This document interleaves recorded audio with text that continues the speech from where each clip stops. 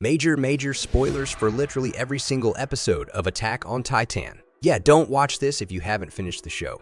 Attack on Titan is not just one of the greatest animes ever made, but can easily be considered to be one of the greatest shows ever made as the average anime nerd.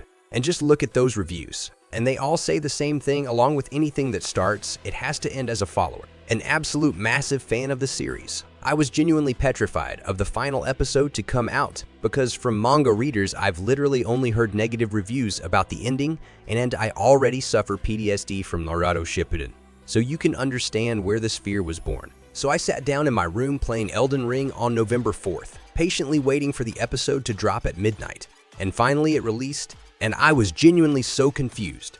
I had to watch an ending explained video just to understand what was hateable about this ending, and I somewhat understand why somebody could dislike this. However, I completely disagree with the statement that this ending is objectively bad. From the moment that this series started, Hajime Isayama knew exactly how he wanted it to end. As watchers, we didn't really understand where it was going. However, he teased us for 4 seasons long. And finally, at the very end, we finally understood where it was going in the seamlessly never-ending cycle of hate. Whether that hatred be passed down from generation to generation or that Ellen hatred blooming itself. There's no initial act of hate. There is no villain because everyone is the villain. Everyone is the bad guy. It may easily seem endless. However, someone stepped up and ended it. Eren Yeager is just as layered as the word worsher. Shot, wisher, washed it, wish, what westerture. But the difference between Eren Jaeger and the word westerture is that Eren Jaeger makes perfect sense. He's masterly written and is truly the, in all meanings of the word, perfect protagonist for this story. Every step in action that Eren makes is just perfectly in character from the moment he's on screen to the end. It may not seem like it at times, but in the end it all fits together like a fat cat in a cardboard box. At the end of Season 4, Part 1, Eren expresses his hate towards Armin and Mikasa, which from a viewer standpoint and Armin and Mikasa standpoint makes no sense. Throughout the season, everyone understandably struggles with this reality considering it seemingly came out of nowhere. And then the moment that clicked in for a lot of viewers and a lot of characters was the absolutely insane event. That was this monstrosity of an axe made it hard for viewers to still believe that there's any hope for Eren, but only up until the final moments do we realize Eren's true intentions. Eren had the power of the Founding Titan, and that includes the ability to manipulate time. He had to make the decision that would result in something that is closest to peace. He, not wanting to, decided to sacrifice his own life, start the rumbling, and kill 80 of humanity to maintain peace, with the last 20 die. The sacrifice is the absolute best solution to this cycle of hatred.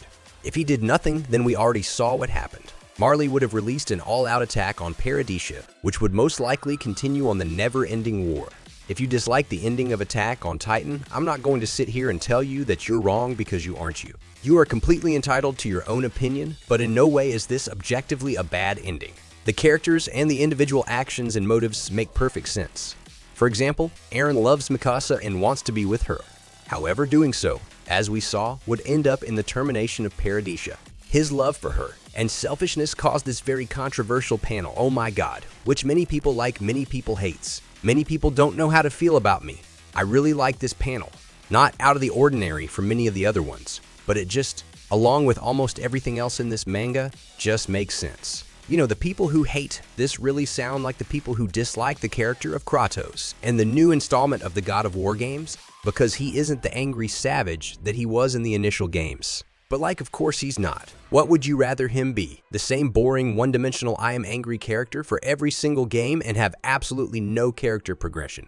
Of course he's the way he is. Some people just hate change and really love simple one-dimensional characters, and that's fine. Or if not that, then people fall in love with the idea of a character, and when they find out that that character inevitably changes, they're not happy.